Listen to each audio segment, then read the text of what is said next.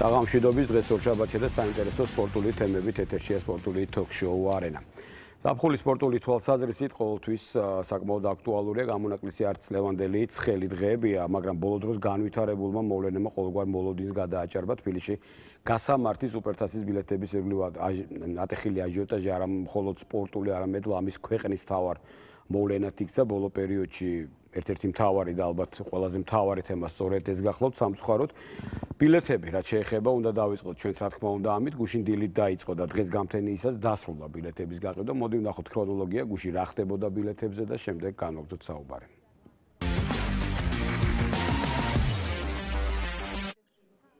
როგორც იქნა გვეღირსა ხანგრძლივი და დაძაბული მოლოდინის შემდეგ ევროპის სუპერთასის მატჩის ბილეთები გაიყიდა ამ შეხვედრას თბილისი 11 აგვისტოს უმასპინძლებს.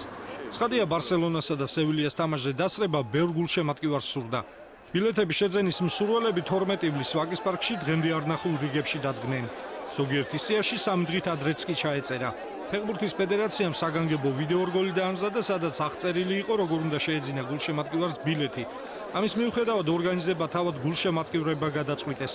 ორგანიზება დავიწყეთ გუშინ წინ 2 დღის წინ, ანუ სიის შედგენით ვინც მოდიოდა რიგში ეწერებოდა და ფაქტია რომ ამ წამოწყებამ იმუშავა საბოლოო და შედეგი მოყვა. არიან ახლა ურიგო მოსული ხალხი რომლებიც ცდილობენ შემოსვლას, მაგრამ იმედია ის რიგი რაც ჩვენ დავადგინეთ ბოლომდე იქნება დაცული სამართალდამცავები ყველაფერს აკეთებენ ამის. ბილეთების გაყიდვა დილის 9 საათზე დაიწყო. საპატრულო პოლიციის დახმარებით ჯგუფები ორგანიზებულად მოქმედებდნენ. თუმცა პროცესი მშვიდად მაინც არ ჩაუვლია. ვაკის პარკში მისული ადამიანების ნაწილი ცოცხალ რიგს მოითხოვდა, რაც რიგში გაცილებით ადრე ჩაწერილებს აღიზიანებდა.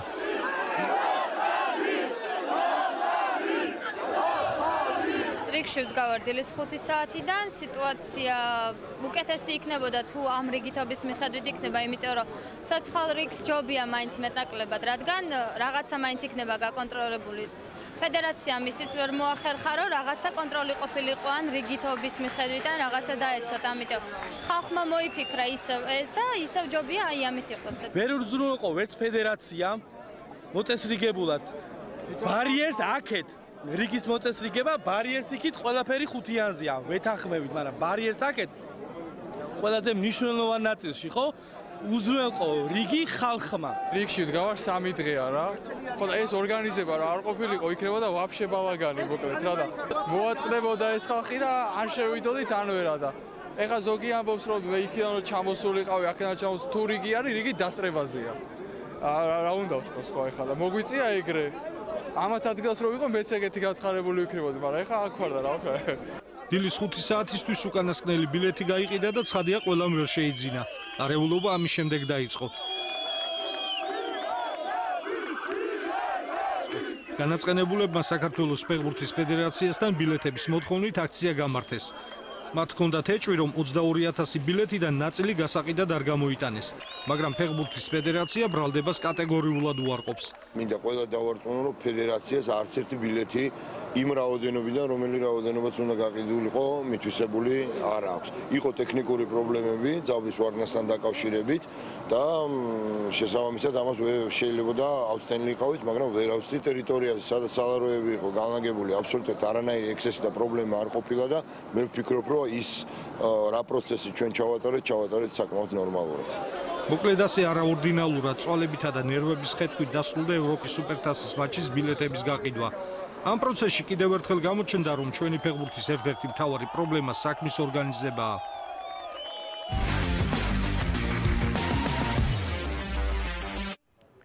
ბილეთების გაყიდვა დასრულდა, მაგრამ ძალიან დიდი ალბათობით სხვადასხვა ხერხით და ეს მატჩის ბილეთები და ბევრგან კიდევ ბევრჯერ გამოჩნდება.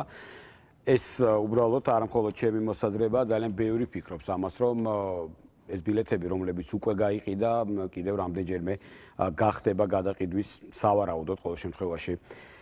საგანი დღეს ძალიან ბევრი არის უკმაყოფილო, ვისაც ბილეთი არ შეხვდა, სიუჯეტშიც იყო ეს ყველაფერი, საზოგადოებრივ მაუწყებელთანაც შეიკრიბა, დღეს გარკვეული ნაწილი უკმაყოფილო გულშემატკივრისა, რომელმაც ბილეთი ვერ შეიძინა და მათ სურდათ პირდაპირ ეთერში განცხადების გაკეთება, თუმცა მათთან საუბრის დროს, რადგანაც ამ შემთხვევაში არ იყო მეორე მხარე, რომელიც მათ გასცემდა კონკრეტულ პასუხს, აქედან გამომდინარე, მათაც გადაწყვიტეს, რომ უარი ეთქვათ ამ ჩართვაზე, ისინი აპირებენ ხვალ დილით 10 საათზე ფეხბურთის ფედერაციის ორგანიზაციასთან აქციის გამართვას და ნახოთ ეს ყველაფერი რით დასრულდება. ერთი ფაქტია, ოფიციალურად ბილეთი აღარ არის, ყველა ბილეთი გაყიდულია.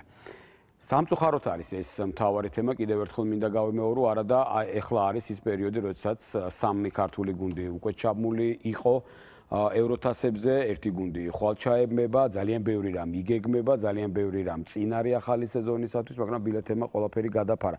მე მინდა წარმოგიდგინოთ ჩვენი სტუმარი კახა ცხადაძე, საქართველოს ეროვნული ნაკრების მთავარი მწვრთნელი. კახა ძალიან ბევრი თემა დაგროვდა სასაუბროდ, ბუნებრივია და არ მინდა ახლა ბილეთებით დაწყება ნამდვილად არ მინდოდა, მაგრამ ძალიან პატარა კომენტარი, რამდენადაც ვიცი, ეს ბილეთი გახდა ძალიან ბევრს გონია, რომ ჩვენ ბილეთები გვიდევს, აი აქ თქვენ გიდევთ, ყველას უდევს, მაგრამ ეს ჩვეულებრივი რამ არის. ბილეთები აღარ არის და ბილეთები ესე არავის არ აქვს, რაც იყო გაიყიდა. ალბათ მთელი საქართველო თუ არა, ყველას აქვს სურვილი ამ თამაშს დასწრების, მაგრამ სამწუხაროდ ამდენს ვერ იდევს.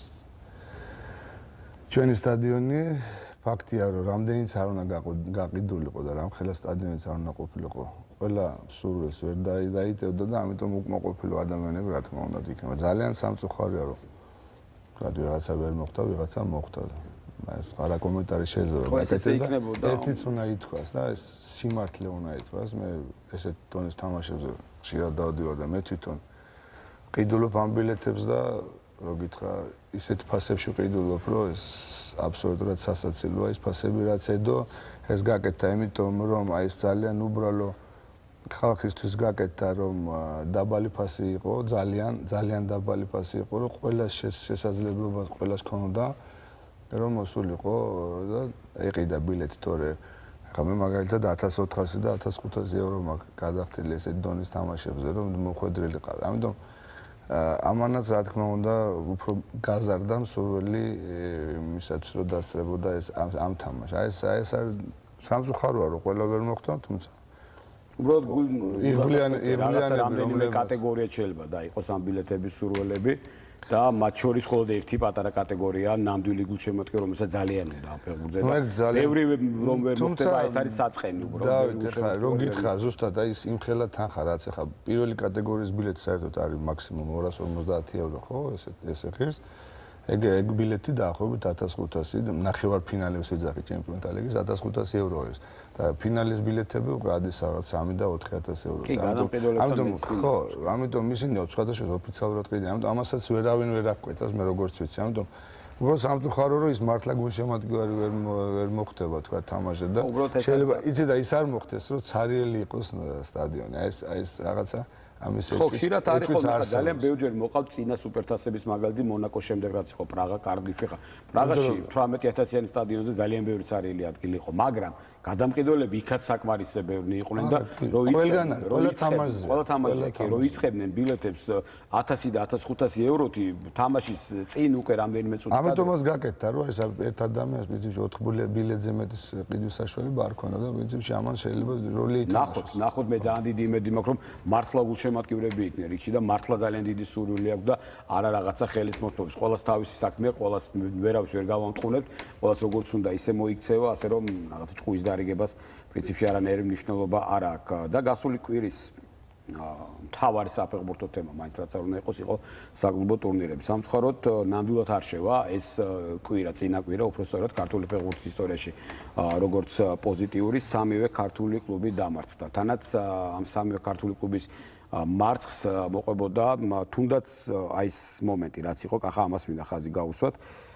მე ამას დავარქვი უდისციპლინობა, თუნდაც სამივე შეხვედრაში ქართული ფეხბურთელის გაძევება. ან გამოუცდელობა. ხო, ამასაც მიყვები.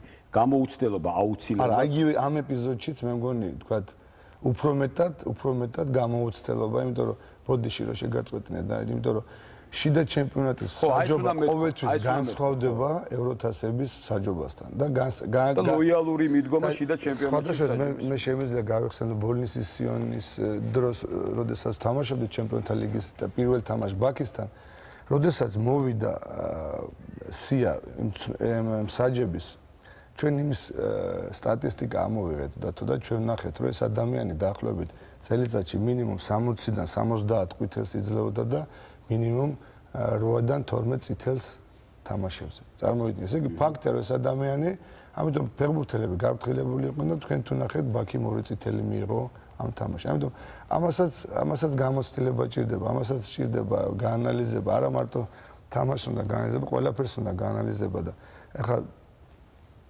გავაგზავნე, ჩემს და გავაგზავნე უბრალოდ ჩემი აზრი ამ თამაშებთან დაკავშირებით. ჯერ სიუჟეტი ვნახოთ და ჯობია მერე ვისაუბროთ, ნახოთ სიუჟეტი.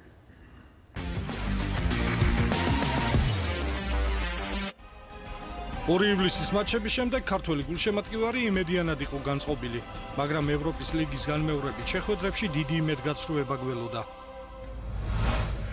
ათუმის დინამო ევროსარბილს მოგები დაუბრუნდა, მაგრამ 1-0 შემდეგ ეტაპზე გასასვლელად საკმარისი არ აღმოჩნდა. პირველ ტაიმში დინამო რამდენჯერმე გადარჩა. მეტოქეს ხან სიზუსტე არ ყოფნიდა და ხან მეკარე მიშა ალავიძე თამაშობდა საიმედოდ. კვიპროსელთა შეტევები დაიწყო მეორე ნახევარიც და მალე ბათუმელები მოედანზე 10 კაცით დარჩნენ. პორტუგალიელმა მთავარმა მსაჯმა მოედნიდან ბადრი ტეტუნაშვილი გააძევა. 10 კაციანმა დინამომ კი კვიპროსელებს წინააღმდეგობა ვერ გაუწია და 5 წუთში 2 გოლი გაუშვა. მართალია ალავიძემ გულონის დარტყმული პენალტი მოიგერია, მაგრამ მან დამატებაზე მაინც გაიტანა. მეორედ კი ბათუმელთა კარიშ კემბრი მაიღო და ომონიამ 2-0 მოიგო. ორი მატჩის ჯამში ბათუმის დინამომ 1-2 წააგო და შემდეგ ეტაპზე კვიპროსული გუნდი გავიდა. დამარცხდა თბილისის დინამოც. გაბალამ განმეორებითი შეხვედრა აქტიურად დაიწყო, მაგრამ პირველ ტაიმში ანგარიში არ გახსნილა. მოვლენები მეორე ტაიმში განვითარდა. მეტოქის კარი გიორგი ქვილთაიამ აიღო, მაგრამ საჯმა ხელი თამაში დაუფიქსირა და გოლი არ ჩაუთვალა. ისევე როგორც თბილისურ მატჩში დინამო მოედანზე ამჯერადაც 10 კაცით დარჩა. 71 წუთზე ლაშა თოთაძე მეტოქეს ეუხეშა და არბიტრმა მოედნიდან გააძევა. დინამო დაცვაში არ მჯდარა და კონტრშეტევების ორგანიზებას ცდილობდა. მართალია თბილისელებს ეს ძალიან უჭირდათ, მაგრამ ერთ-ერთ ეპიზოდში გიორგი პაპუნაშვილის შეტევამ მასპინძლები ძალიან აანერვიულა. სასურველი შედეგის შენარჩუნება დინამომ ბოლო წუთებზე ვერ მოახერხა. 92 წუთზე ფლანგური გადაცემა ასიფ მამედოვმა დააგვირგვინა. თამაშის გადასარჩენად დინამო ვაბანკზე წავიდა და კიდევ ერთხელ დაისაჯა. გაბალა მეტოქე კონტრშეტევაზე დაიჭირა და მეორეც გაუტანა. ამჯერად ვრდლიჩკას კარიზბადი ანტონოვმა აიღო. საინტერესოა, რომ მან შარშან დინამოზე გამარჯვება ყაზახურ აქტობეში აღნიშნა და თბილისელებს მაშინაც გაუტანა. ამგვარად გაბალამ 2-0 მოიგო და ევროპის ლიგიდან დინამოც გავარდა.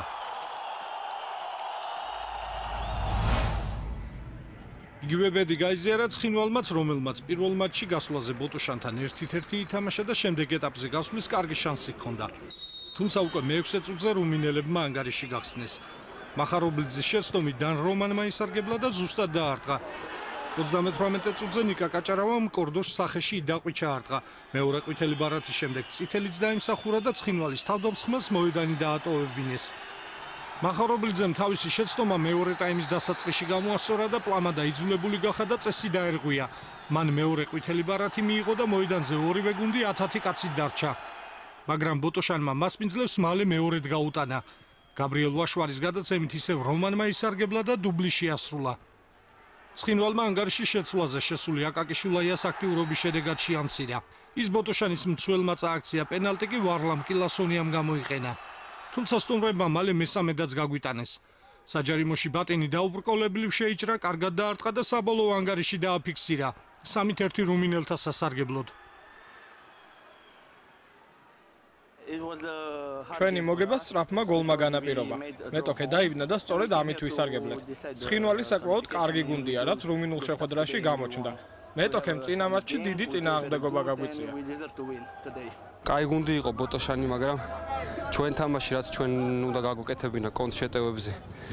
უკრინდან მაგაში გვაჯობეს რა. მეტი რა ვთქვა.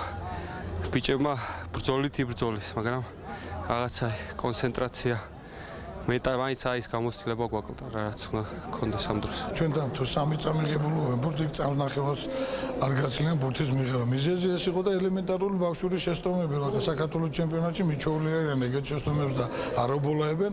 აქ პატარა შეცდომებს არ კვატიებენ და ამიტომ დავისაჯეთ რა.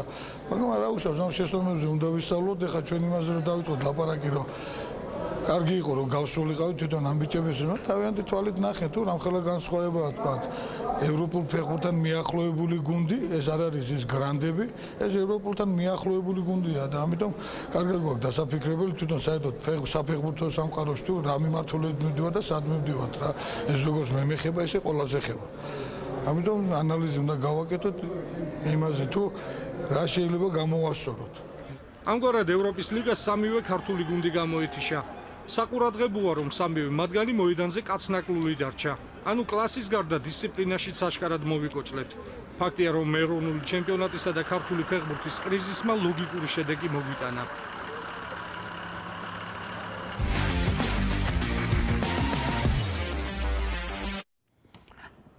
ხო აი ესეთ სიტუაცია ახლა მოდი ვისაუბროთ აი იგივე გამოცდილება რაზეც თქვენც აღნიშნეთ ბატონმა კახამაც აღნიშნა სად უნდა მიიღოს გუნდებმა გამოცდილება თუ არა ესეთ მატჩებში მაგრამ ყოველ წელს ერთი და იგივე ხდება შარშან დაახლოებით ამ დროს საუბრობდით რომ კლუბებს არ აქვს გამოცდილება ალბათ ასე იქნებოდა შარშან წინაც ასე არის იმის შემდეგაც და როდის როგორ უნდა მიიღონ გუნდება გამოცდილება და ჩვენ საუბრობთ ანალიზზე რა ანალიზი არის აქ საუბარი და რა უნდა გაკეთდეს რა უნდა გაკეთდეს ახლა ძალიან ბევრი რამე უნდა გაკეთდეს ახლა მე ვერაინ ვერ დამარწმუნებს დათო რომ ლატვიის ჩემპიონატში მონაწილე კლუბები ბევრად უფრო ძლიერად არიან ფინანსურად და ლატვიაში ქართველებზე მეტი ნიჭიერი ფეხბურთელი არის ახალგაზრდებზე მაგრამ რა თქმა უნდა არა ამიტომ აქედან გამომდინარე მე მგონი თვითონ ყველა ჩვენთანგანმა უნდა დავფიქრდეთ მე მაინც ვთვლი რომ ძირეულად არის შესაძლებელი და სამუშაოა ბევრ მიმართულებით რა პირველი ყველაზე მთავარი ის არის რომ ეხლა ისეთი თაობა წამოვიდა ერთი პერიოდი იყო როდესაც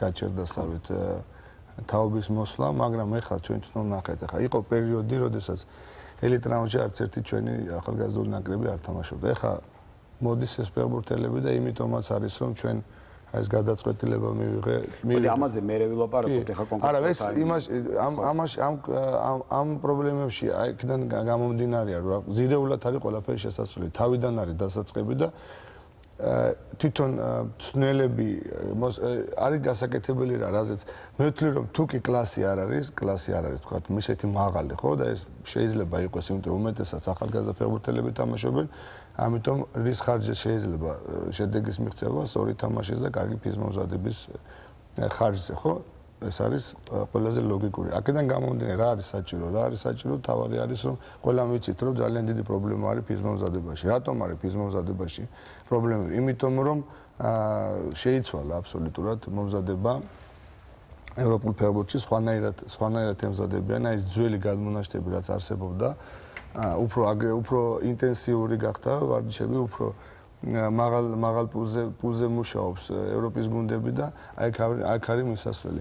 ჩვენთან არ არის როგორც ასეთი ფიზმომზადების ეს ადრეს თქვიმე და დავაყენე ეგ საკითხი რომ აუცილებელია რომ ყველა გუნდს ყავდეს მე მყავდა ორი ფიზმომზადების სველი. შეიძლება ბევრი ვიცოდე, მაგრამ ეს არის სპეციფიკა რომელიც აუცილებელია რომ ყავდეს ადამიანი. მე ვთვლი რომ აუცილებელია ყველაზე მთავარი დაფინანსდეს ეს. დაფინანსდეს იცით რომ ბევრი ისეთი სისტემა და დაფინანსდეს აი მაგალითად პოლარის სისტემა რომელიც გაძლევს მაქსიმალურ ინფორმაციას იმასთან დაკავშირებით რომ რაღაცა შეცდომა არ გაგეპაროს ახალგაზრდების მომზადებაში ხო რომ ან ზედმეტად არ გადავდოთ თუ ან ნაკლები დატოვოთ თუ არ ამიტომ ესენიც ყველაფერი ამაში უნდა ჩაიდოს ფული ამაში უნდა მოხდეს ინვესტიცია ხო ჩვენთან განვითარების ჩვენთან კიდევ და უფრო თქვა მე არავის არ ვაყენებ შეურაცხყოფას მაგრამ ჩვენ ყველას გვინდა აუცილებლად რომ კიდე მეტი ვისწავლოთ და კიდე მეტი განვითარდეთ მე ვთვლი რომ იგივე გაიოს და საკმაოდ გამოცდილი და საკმაოდ სერიოზული თეორეტიკოსია და მას შეუძლია კიდე ბევრი დახმარება გაუწიოს და არ იქნება ცუდი რომ ყოველ თვეს მოხდეს თვალთა შეკრება და რაღაცა თქვა ლექციის ჩატარება რომ განვითარდეს იგივე ადგილობრივი აი ამაზე ყოველთვის არის ხოლმე საუბარი არა ეს საუბარი არა ეს უნდა გაკეთდეს ბ ლიცენზია ა ლიცენზია კი მაგრამ ეს არ არის საკმარის ხედავთ რომ არ არის საკმარის ეხლა ფაქტი არის არა ნუ იტყვის და არ არის საკმარის იქიდან გამომდინარე რომ მე კიდევ ერთხელ ვიძახი რესურსი საქართველოს ყოველთვის იქნება იმ საშუალო ევროპული დონის ფეხბურთის სათამაშოდ, რაც შეიძლება რომ უთამაშო. ამიტომ ჩვენ თავში უნდა მოვძებნოთ უფრო მეტი პრობლემები ჩვენ მცველებმა, მენეჯმენტმა, თქვათ, სწორი მიმართულება რომ მიეცეს ფულის ხარჯვასაც, ხო, იძახიან, რომ როგორც მე ვიცი 40-44 მილიონი ლარი, თქვათ, კლუბებს, ხო? ამიტომ მე ჩემი აზრით მე ვიძახით ჩემ, თორემ მე ყველაფერი მე მაქვს პოლარის სისტემაც მაქვს, მე ის ინსტატის სისტემაც მაქვს, რომ ყველანაირი ინფორმაციას გვეუბნ, რაც მე მჭირდება, მაგრამ ეს უნდა დაინერგოს. ხო, მარტო ეს არ უნდა. არა, ეს არის კომპლექსურად, რა ბევრი რაღაცა არის. კიდე ყველაზე მთავარი მე რასაც ვიძახი, უნდა შეიცვალოს აი სისტემა, როგორც ემზადებიან გუნდები, უნდა გარდაიქმნას და უფრო ევროპული სისტემა ჩამოყალიბდეს და საერთოდ ყველაზე მთავარი რაც არის, ჩვენ ქართველები ამ ბოლო დროს მივეჩვიეთ სულ რაღაც ეს ველოდებით რომ თქვა მოწინააღმდეგის შესწავლას არა ჩვენ უნდა მივეჩვიოთ უფრო აგრესიული ფეხბურთის თამაშს აქეთ უნდა ამისკენ უნდა წაიმართოს იგივე საცვლელი პროცესი რომ ფეხბურთელები მიეჩვიონ გამარჯვებაზე თამაშს და არა ის რომ დაველოდოთ ფსიქოლოგია დაუბრუნდეთ გამარჯვება არა მარტო ფსიქოლოგია თვითონ თამაშის სტილიც უნდა შეიცვალოს და უფრო აგრესიული უნდა გახდეს აი კონკრეტულად აქ რა იყო აი ჩვენ თქვით რომ გაბალა ყველაზე კარგად ალბათ იცნობთ აზერბაიჯანულ ფეხბურთს ბოლო პერიოდიდან გამომდინარე და არაერთხელ აღნიშნეთ რომ ყველაზე მდიდარი კლუბი ძალიან დიდი თანხები ხა მეც როდესაც რეპორტაჟისთვის ვემზადებოდი ნახე წავიგითხე მაქსიმალურად რა შეიძლება როგორც შეიძლება და მართლა ძალიან დიდი თანხაა დახარჯული პრეზიდენტთან დაწყებული ძალიან დიდი თანხას ხარჯავენ არის რუმინული კლუბი ბოტოშანი და გამოჩნდა რომ ერთი ჩვეულებრივი რუმინული კლუბი აღემატება აშკარად არის კვიპროსის ომანი, რომელიც ძალიან გამოცდილი იყო და არ ვიცი, მეორე თამაში მე არ მინახავს, მაგრამ სტატისტიკას თუ გადავხედავთ, ეს იყო სრული, რა ვიცი, წარმატება თუ რა დავარქვა ამას, გამარჯვება, იმიტომ რომ ყველა კომპონენტი აჯობას. აი ესე ჩამორჩებით ამაზე, აი კონკრეტულად მაშინ ამ შეხვედრებში რა მოხდა კონკრეტულად? ნუ ხა ამის განაიზება ცოტა ძნელია, ხა მე სხვის კომპეტენციაში ვერ ჩავერები, მე თქვა მე რომ ვიყო თქვა გუნდის კლუბის მწვრთნელია, უფრო კონკრეტულად გეტყოდით რაში იყო საქმე, მაგრამ მე არანაირად არ დავეთანხმები არავისო, კიდევ ერთხელ ვიძახი, რომ იმის რესურსი არ არის, რომ ჩვენ ესეთ გუნდებთან ვითამაშოთ. თუმცა გამოცდილებამ რა თქმა უნდა ძალიან დიდი როლი ითამაშა.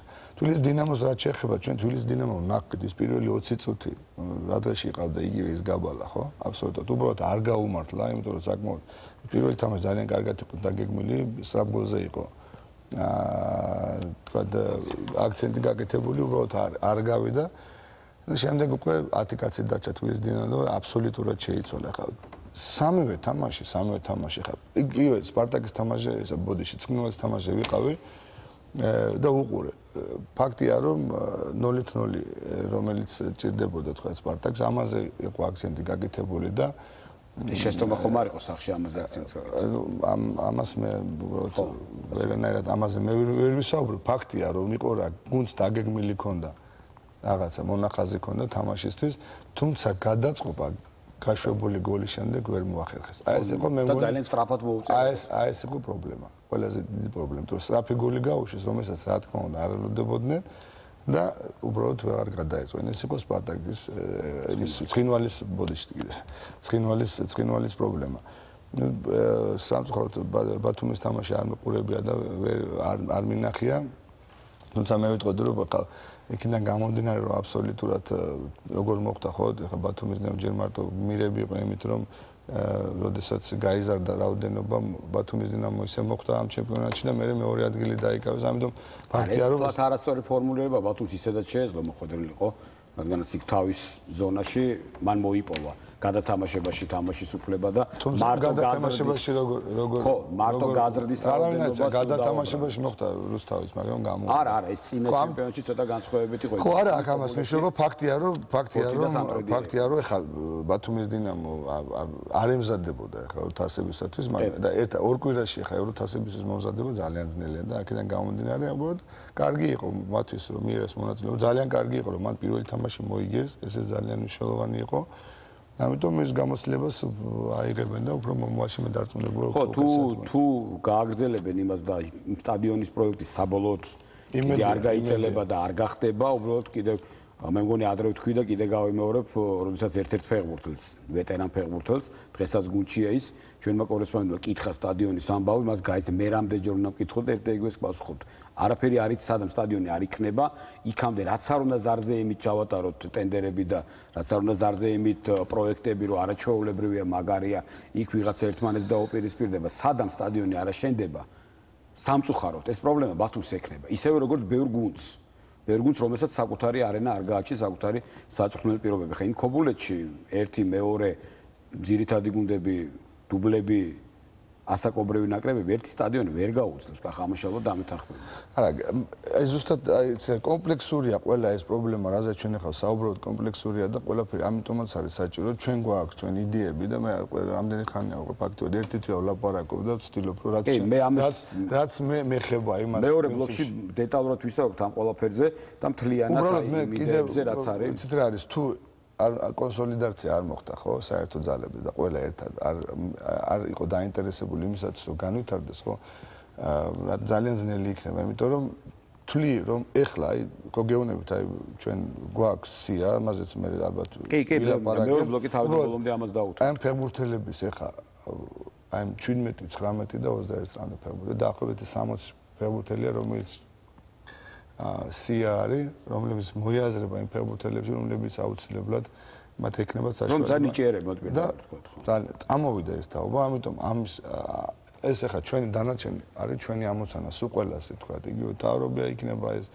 ქვეყნის თუ ყველასი რომ აი ეს ფეხბურთელები ჩვენის თაობები გამოვიყენოთ იმისათვის რომ ერთხელ და სამუდამოდ ქართული ფეხბურთი ამოვიდეს კრიზისიდან. კარგი, ეს არის უბრალოდ საომავლო, ძალიან საინტერესო იდეები არსებობს, რადგან ჩვენ რა თქმა უნდა ვისაუბრებთ.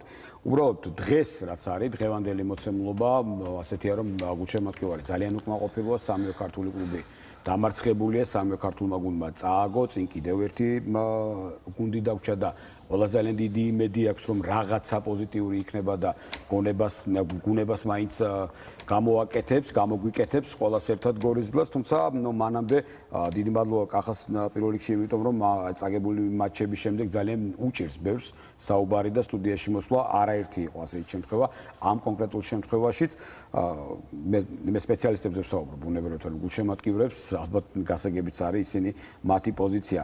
ჩვენ უბრალოდ მინდა ხა ჩავწერეთ ინტერვიუ ბატონ ილია კოკაიასთან, საფეხბურთო კლუბ ზესტაფონის მფლობელთან, რომელიც ზოგადად ქართულ ფეხბურთში არსებულ სიტუაციაზე საუბრობს.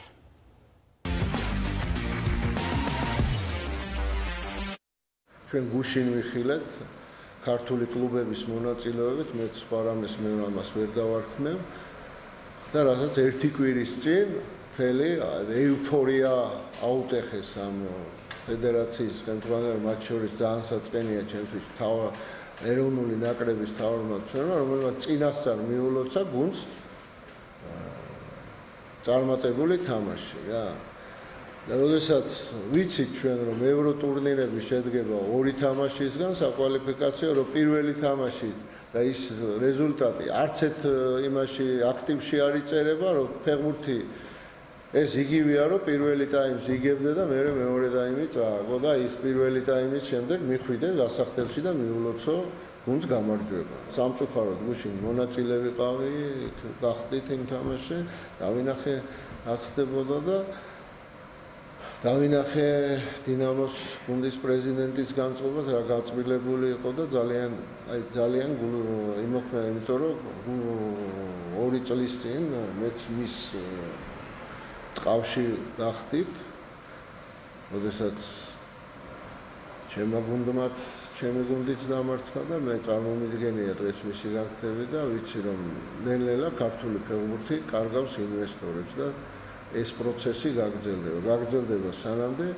არ შეიცვლება ფეხბურთში რამე, რომ ეს ხალხი, რომელმაც დაალყო და გაახსნა ქართული ფეხბურთი, უნდა წავიდეს და არ უნდა აწყობდეს დღეს შესვენებებზე ასკაციან პურმარილებს სახელმწიფო ფულით და სახელმწიფოს ხარჯზე თავისი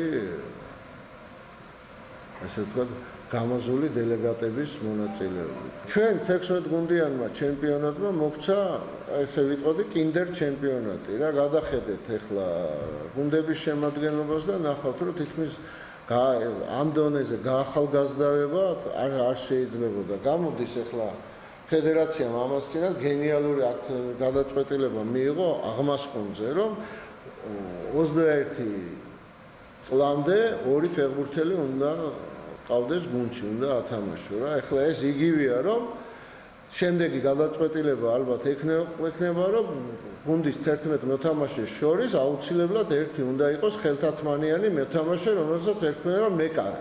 ეს იცით რომ ზესტაფონი ესე უნამუსოდ მოისროლა ამ ფედერაციამ გათამაშებიდან მე დღესაც ამას დამტკიცდება კიდევაც ის რომ გარიგებული თამაშია არ ითამაშა გუნდმა მეორე ის რომ მას წევრობად შეუჩერეს და ეხლა დღეს არ ვიცი წალენჯიხით რომელიღაცა მუნიციპალიტეტის ხელმძღვანელი რეკავს ფედერაციაში რეკავს ჩემ მეგობრებთან და ერთი გამაგებინე საერთოდ ზესტაფონს აღუდგება თუ არა სტატუსი და მიიღებს თუ არა მონაწილეობას პირველ ლიგაში მინდა თამაში. ეხლა უკვე სახელმწიფოს მიმართა ვინ ყავთ ეს გამგებლები იქ დანიშნული, აი ბატონო პრემიერ-მინისტრო თუ ვიღაცას ვისაც ეს ეხება, ვინ ყავთ ეს ხალხი დანიშნული, რომ ესე ანგრევენ ამ ფეხბურთს.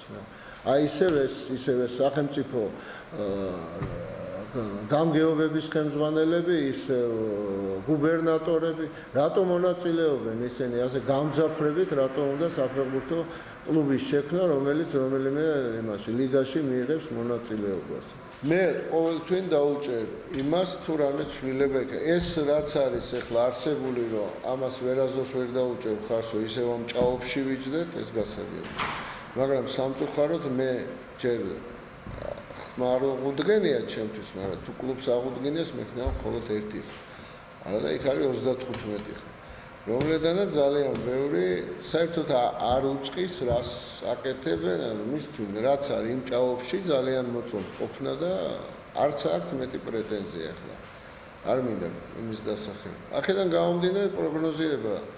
ახლა ბლატერის რომ გაქნილი გაიძვერა და ყალთაბანდი იყო, ეს იცოდა მთელმა მსოფლიომ, მაგრამ FIFA-ს არჩევნებში დაიმარჯვა. საფეხბურთო სამყარო ის ვერ მოიშორა იქიდან. ამიტომ სახელმწიფომაც და ჩვენ საზოგადოებაც უნდა მოვნახოთ ეს მეთოდი, რომ ეს ხალხი იქიდან მოვაშორეთ. თუ არ მოვაშორეთ, ვარესი სავალ მე უკვე ამას ეხლა არის აი როგორ იცი აი კაცი რო ყოდება და აი უკანასკნელი ის უნდა რა ინექცია თორე არა. აი ეს ინექციაც აღარ უშვენ. მე უკვე იქნება ეს ტრუპი.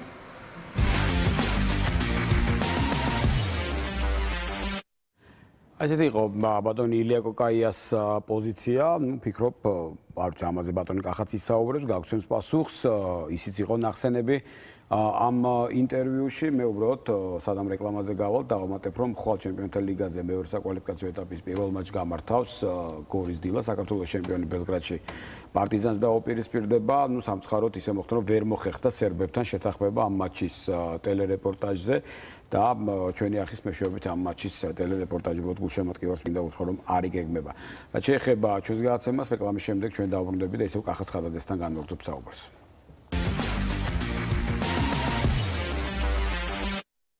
ვუნდებით პირდაპირ ეთერში, ბატონი კახაც ხადაძე, ეროვნული ნაკრების მთავარმწვრთნელია ჩვენი სტუმარი. მოვისმინეთ ყველამ ერთად ილია კოკაიას ინტერვიუ და იქ თქვენც იყავით. ბატონ კახა ნახსენები და ნუ ფიქრობ პირველი ის რომ ტყუილია რომ კახაც ხადაძე მოულოცა შემდეგ ეტაპზე გასვლა. კახაც ხადაძე მოულოცა რომ 10 კაციანმა გუნდმა დაამარცხა 15 მილიონიანი ბიუჯეტის მქონე გუნდი.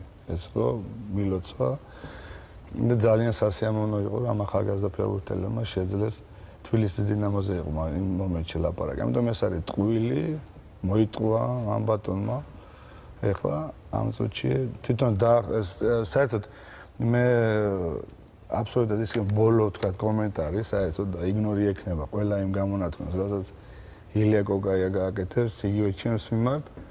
ამიტომ შეუძლია ბევრი ლაპარაკოს, მე ჩემი გეგმა მაქვს, მე ჩემი მიმართულება მაქვს და დარწმუნებული ვარ, რომ ყველაფერი სწორად იქნება. ეხლა კონკრეტულად იცით რატომ ჩემთვის არ არის ახლა ავტორიტეტი მაგის გამონათქვამი მაგის წინადადები, იმიტომ რომ მე ვთვლი რომ ბოლომდე კომპეტენტური არ არის ფეხბურთში ეს და მე უფრო მიმაჩნია რომ უფრო მეტი კონტაქტი მექნება იმ ხალხთან, ვისაც ფეხბურთთან აქვს მთელი ცხოვრება, ეს არის ვეტერანები, რომლებიც ჩემი უფროსი მეგობრები არიან და ძალიან დიდი კონტაქტი მაქვს მათთან და ძალიან კარგი კომუნიკაცია მაქვს და ამ მიმართულებით ყველაფერი კარგად არის.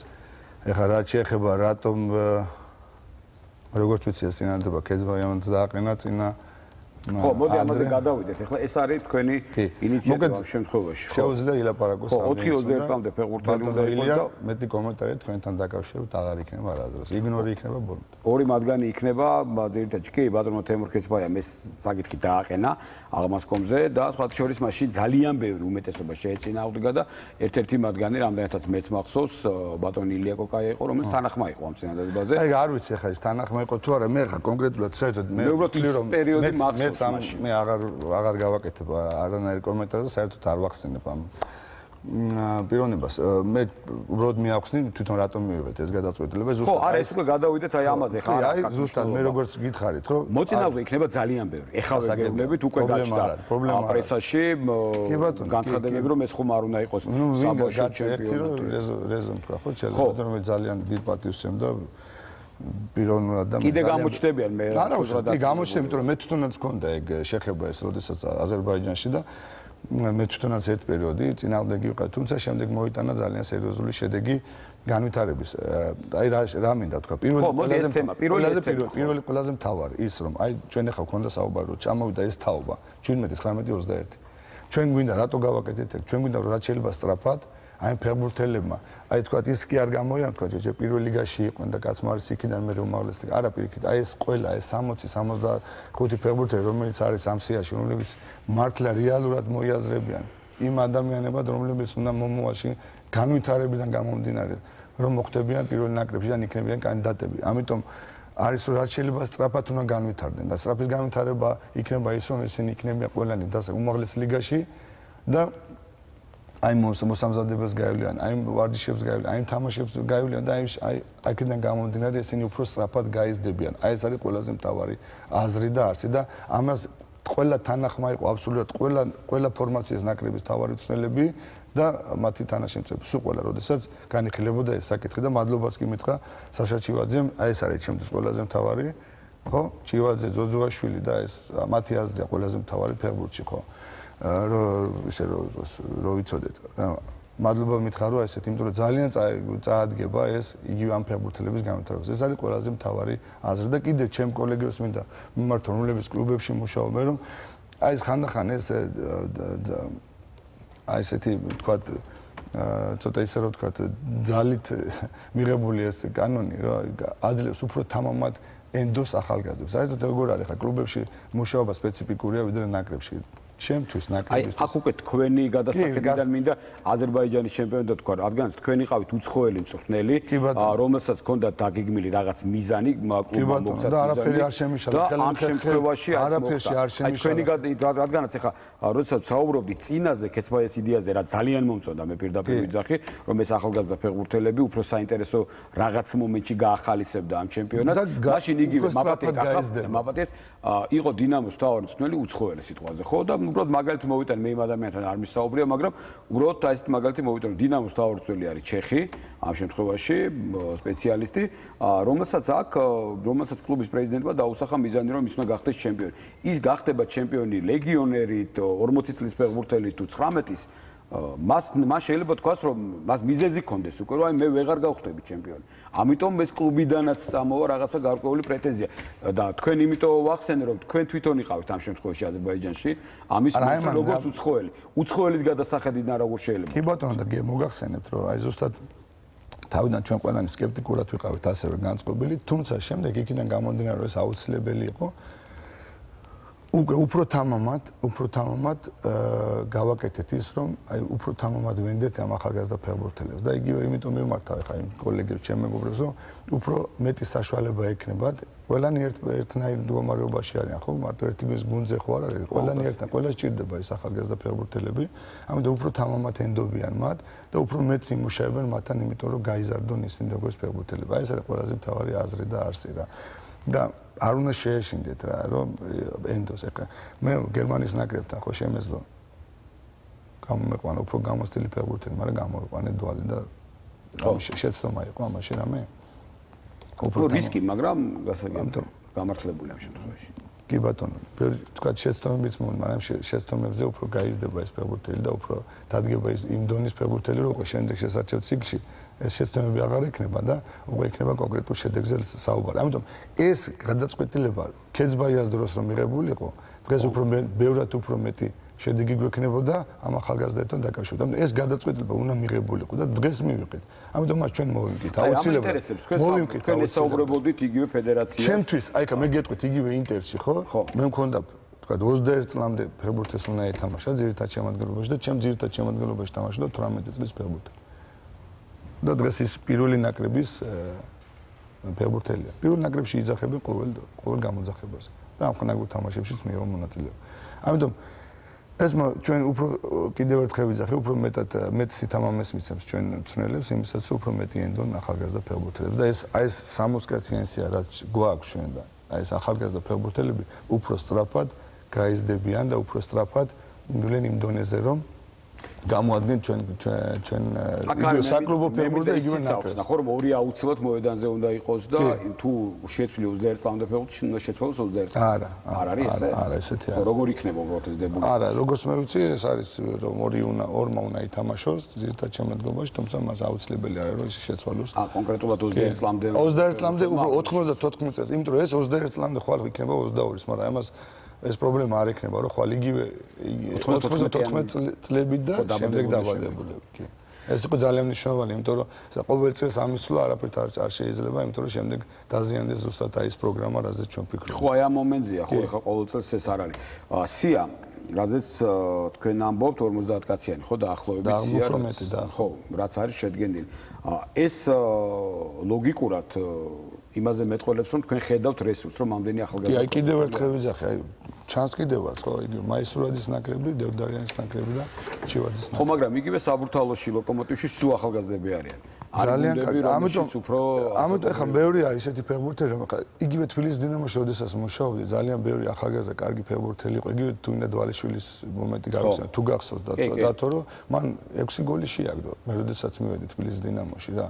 მაგრამ იმიტომ რომ იქიდან გამომდინარე, რომ თქვათ ჩვენ უკვე ვეღარ მოვიაზრებდით იმ წუთში, თქვა ძირითადი ჩვენ არ გვინდოდა რომ უკან ნაბიჯი გადაედგა, მან დიდი ნაბიჯი გააკეთა წინ და ამიტომ ის განათხოვდა ბათუმის დინამოში და მის განვითარებას ნახეთ, ხო? ეს არის ჩემთვის მაგალითი, რომ ეს ადამიანი გაიზარდა ძალიან სწრაფად ფეხბურთელად, რომელიც უკვე ეროვნულ ნაკრებში მოხვდა. ამიტომ სასელექციო სამუშაო ჩასატარებელი. ხა იგივე თქვათი აჭარაში თუ ორი გუნდია, ხო, აჭარის უმაღლეს ლიგაში. ჩვენ თუ აჭარაში ვერ მოვძებნეთ 4-21 წლამდე ფეხბურთელი, აბა საერთოდ მაშინ რაზე არის საუბარი. რომელიც არის პერსპექტიული, რომელსაც უნდა განვითარება და იმაში უნდა შევუწყოს. ყველა მხელი რომ ის განვითარდეს და დადგეს ძირითადი შემადგენლობის ფეხბურთელი. მაშინ რაღაცია საერთოდ საუბარი. ამხელა რეგიონი თუ ის არ არის. მოდი ლოგიკურად თქვა, ხო? ხოლმე თანხმობა ითამაშა. ამიტომ კიდევ ერთხელ ვიძახი, ეს არის ზუსტად გასაკეთებელი იყო ადრე, მაგრამ როდესღაც უნდა გაკეთებულიყო. გაკეთდა დღეს. ეს ამ ჩემპიონატიდან დაიწყება.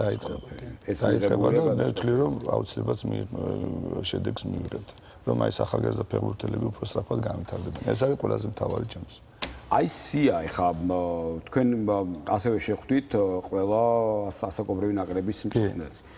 აქ რაზე იყო კონკრეტულად საუბარი? მხოლოდ ეს თემა იყო თუ კიდე? არა, ეს თემა ერთ-ერთი იყო ყველაზე მთავარი იყო თვითონ თამაშის სტილის შეცვლა. და სისტემის შეცვლა, იქიდან თამაშის სტილის შეცვლიდან გამომდინარე, უნდა შეიცვალოს საერთოდ მომზადების სტილი. ამიტომ კიდევ ერთხელ ხო, რაზეც დავიწყეთ და მე გაგაწყვეტილე და თქვი რომ შემდეგ ვისაუბროთ. უფრო უნდა ვისწავლოთ ჩვენ აგრესიულ, საერთოდ წინ წავიდა ფეხბურთი, ის რო სისწრაფეება მოიმატეს და უფრო აგრესიული ფეხბურთი გახდა.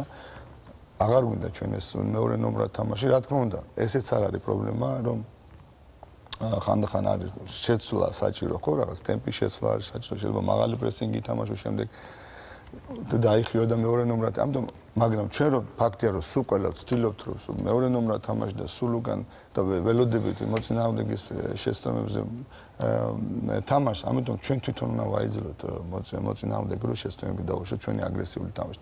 აქედან გამომდინარე ძალიან ბევრი რაღაცა არის რომ თვითონ ის მე არ მინდა ყველამ გაიგოს ეს დოგმა არ არის 3 ცენტრალურ, თუმცა 3 ცენტრალურ ძალიან ისეთია რა მოქნილი ტაქტიკა, რატომ ხა ეს დამტკიცდა იგივე მალტასთან თამაშის დროს, როდესაც ჩვენ სამჯერ შევცვალეთ ტაქტიკა. დავიწყეთ 3 ცენტრალურით, პირველ ტაიმის შემდეგ ვითამაშეთ 2 საყრდენი 3 და 1-ით, ხო? და შემდეგ 4-4-2-ით, როდესაც უკვე შედეგი მივიღეთ და ისევ გადმოვეწყეთ 3 ცენტრალურით. ამიტომ ეს არის თავარი, რომ აი ესეთი მოქნილი უნდა გახდეს თვითონ ნაკრების თამაში, მოქნილი უნდა გახდეს და მოერგოს იმ სტრატეგიას, რასაც დაისახავს თქვათ გუნდი თამაშის წინ. ამიტომ ამაზე იყო საუბარი. ფაქტია, რომ ნაკრები თამაშობდა სხვა სტილით თამაშობდა თქვათ სწრაფი მიტანა ბურთის ძელი გადაცემიდან გამომდინარე სწრაფი მიტანა მოწინააღმდეგეს მოედანზე და შემდეგ ინდივიდუალურ თამაშის ხარჯად. ჩვენ გადავდივართ უკვე სხვანაირად, რომ ჩვენ ბურთის კონტროლზე და ჩვენ ნახეთ კიდევ ბოლო ორი თამაში, რომ ორივე გუნდთან ძალიან დიდი უპირატესობა ჰქონდა ბურთის კონტროლის და შემდეგ უკვე აი ძირითადი გუნდური კომბინაციები და ძირითადი გუნდური შეტევა, რაც საჭირო აუცილებელია, პლუს რა თქმა უნდა იქ აუცილებლად ინდივიდუალური თამაშის ელემენტები ეს ერთგვარი ფუფუნება საერთოდაც რო იცოდეთ, მაგრამ ყველაზე მთავარი გუნდური თამაში. გუნდური თამაში არა მარტო დაცვაში, არამედ იგივე შეტევაში, რომ ეს პოზიციები, რომლებმაც ფეხბურთელებმა უნდა იცოდნენ, რომ რომელ ეპიზოდში რა პოზიციაზე უნდა იდგეს. აი ამაზე მუშაობთ ახლა. აი ყველაზე მთავარი იყო აი ჩვენი შეკრება და ყველა ძალიან კმაყოფილი იყო. ჩვენ გავარჩიეთ ერთად. შემდეგ 2 დღის შემდეგ ყველა ერთად დავჯექით ბაზაზე და ჩემთან ერთად სულ ყველამ გავარჩიეთ ჩვენი თამაში პოლონეთის ნაკრებთან. და ძალიან სასიამოვნო იყო იქ არა მარტო მე კი არ ლაპარაკობდი, ყველა ლაპარაკობდა და ყველას ჰქონდა საშუალება თავისი აზრი გამოეთქვა და ყველა მივედით იმაზრამდე რომ ძალიან მოქნი და ძალიან კარგი სქემა. ბოლო 3 წუთზე რა აზრი იყო ბოლო 3 წუთზე ყველას ერთი აზრი ჰქონდა რომ ეს იყო ქართული რაც მოხდა ბოლო 3 წუთი რომ ჩვენებს ეგონათ რომ როდესაც მეორე გოლი გავიდა დამთავრდა თამაში, მაგრამ აი გარი ზუსტად ჩვენი და ევროპული მენტალიტეტის განსხვავება რომ იმას სანამ საჯი არ დაამთავრებს თამაშის ბოლომდე თამაშობს ფეხბურთს. აი ეს იყო ეს ბოლო 3 წუთი. მაგრამ ბირთვი არის ძირითადად ლეგიონერებით, ხო? მაგრამ აქ არის ძალიან ბევრი ფეხბურთელი. თქვენ უკვე საქართველოში ხართ და ეს აღნიშნეთ კიდეც დანიშნვის დღიდანვე რომ თქვენი მთავარი საზრუნავი იქნება რეგიონებში თამაშებზე დასწრება.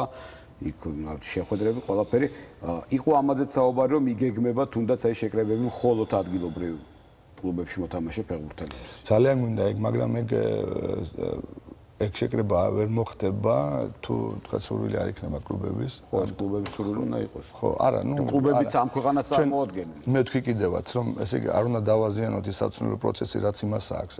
თქვა იყო ეგეთი ის რომ შეიძლებოდა თქვა თვეში ერთხელ ან ორჯერ როგორც აი შუაკვირაში, მაგრამ შუაკვირაში ისეთი სიტუაცია, როდესაც თქვა ერთი კვირიანი სავარჯიშო ციკლი როცა არის, ზუსტად შუაკვირაში აქ მთავარწმეს ძირითადი ვარჯიშები, რასაც ქვია ტაქტიკური და ეგ ზუსტად იქ შუა. აი ყოველ კვირაზე არ უნდა იქნება საუბარი. ეგ არის თვეში, მე მაქვს ესეთი თხოვნა, რომ თუ შეიძლება, რომ თვეში ერთხელ და კალენდარით ისე შედგეს, რომ აი ეს ლუფტი, რომ კონდეს ერთკვირიანი თქვა იმ მთავარწმეს, არა კონდეს თქვა ერთხელ 10 დღიანი, რომ აი ჩადოს ჩასდეს. თუ მოხდება ეს, ამიტომ იცი რა არის საჭიროა დაждდომა და ყველასთან ერთად გაახლა ხა ის კალენდრის შედგენა. იმიტომ ვიძახე რომ ყველა ძალების კონსოლიდაცია უნდა მოხდეს და ყველა ერთი რაღაცა უნდა გავიგოთ რომ უნდა ერთხელ და სამუდამოდ უნდა გამოვიდეს კრიზისიდან.